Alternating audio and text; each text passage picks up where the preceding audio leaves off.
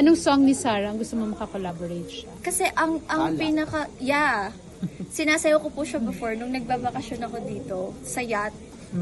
Nag-yacht kami, nagsumasayaw ako sa dagat. Oh. Habang nasa yacht kami. Bongga. Naka-heels pa ako. Oo, nasa di ba? Ganun. So gusto mo siyang Collab. Yes. Oo.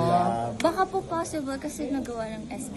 Oo, SB19 meron na. Yes. Oo, di ba? Libre lang naman mga Di ba? Eh sa SB19, sino gusto mong makakollab doon? Pwede pong lahat sila. Lahat sila? Ayaw mo ng isa lang? Sila po Gusto ang mo kings of sabay-sabay? people. Yeah. Yes. Tatanong, lahat din na po natin. So, para ano.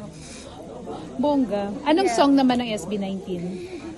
Kasi po, last year, I've been performing kasi konti pa lang po yung songs ko before. So, I've been doing covers. Ginawa ko yung gento nila. Ay, wow. With the dance steps.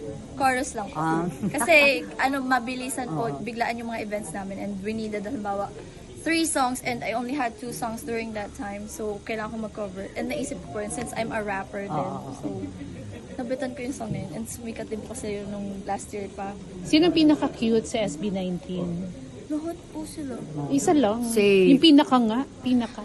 Oh, parang pag nagsabi ako ng Yeah, awayin ka. Hindi, yung own mo, syempre, hindi naman pwedeng magkaka-level. I admire all of them. They're very good. Walang umangat sa cuteness. Wala. I mean, lahat po sila cute.